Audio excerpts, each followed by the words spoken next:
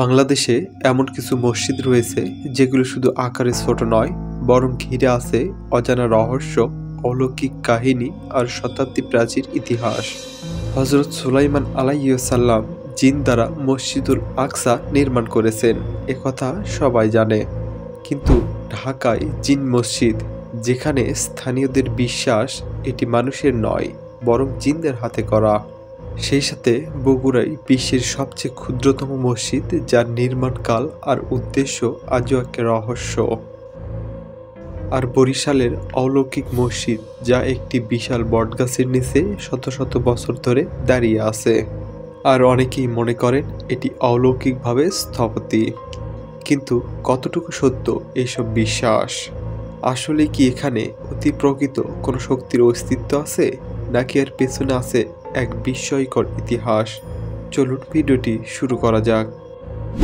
বাংলাদেশের রাজধানীর পুরান ঢাকায় অবস্থিত একটি রহস্যময় ও ঐতিহাসিক মসজিদ। এটি মিরপুরের জিন মসজিদ নামেও পরিচিত। স্থানীয়দের বিশ্বাস অনুযায়ী এই মসজিদে অতি প্রকৃত শক্তির উপস্থিতি রয়েছে। এসা নামাজে পরে লাইট জ্বালাইতে পারি না, লাইট জ্বালাইলে লাইট ফিউজ হয়ে যায়। এবং অনেকেই মনে করেন যে এটি জিনদের দ্বারা নির্মিত এবং জিনরা এখানে ইবাদত করে। মসজিদটির সঠিক নির্মাণকাল সম্পর্কে নিশ্চিত তথ্য নেই, তবে এটি শতাধিক বছর পুরনো বলে মনে করা হয়। কিংবদন্তি অনুসারে এক রাতে অলৌকিকভাবে এই মসজিদের নির্মাণ কাজ সম্পূর্ণ হয়েছিল, যা সাধারণ মানুষের পক্ষে অসম্ভব। এই কারণে এটি জিন মসজিদ নামে পরিচিত। মসজিদটির স্থাপত্য শৈলী বেশ সুন্দর ও আকর্ষণীয়। এর নকশা ইসলামিক স্থাপত্যের ঐতিহ্য বহন করে এবং এর গম্বুজ ও মিনারগুলো ঐতিহাসিক সৌন্দর্যের পরিচয় দেয়। অনেকেই মনে করেন এ পাথরের সুন্দর নকশা করা মানুষের পক্ষে প্রায় অসম্ভব। এজন্য এটিকে জোর দাবিতে বলা হয় এটি জিনদের দ্বারা নির্মিত। স্থানীয়রা বলে থাকেন যে এখানে নামাজ পড়লে মানসিক শান্তি লাভ করা যায় এবং অনেকেই অলৌকিক অভিজ্ঞতা অর্জনের কথা শেয়ার করেছেন। তবে বৈজ্ঞানিকভাবে এসব দাবির কোনো প্রমাণ নেই। এই মসজিদটি কেবল ধর্মীয় উপাসনালয় নয়, বরং এটি ঢাকার একটি ঐতিহাসিক ও রহস্যময় দর্শনীয় স্থান হিসেবে পরিচিত। বগুড়ার কাহালু উপজেলার মুরাইল গ্রামে এই ছোট মসজিদগুলো অবস্থিত। শুধু ছোটই নয়, যা বিশ্বের সবচেয়ে ছোট মসজিদের খেতাব ধরে রেখেছে। ধারণা করা হয় এগুলো আনুমানিক 400 থেকে 500 বছর আগের স্থাপত্য। স্থানীয়দের মতে এসব মসজিদ জিনদের উপাসনালয়ের জন্য তৈরি করা হয়েছিল।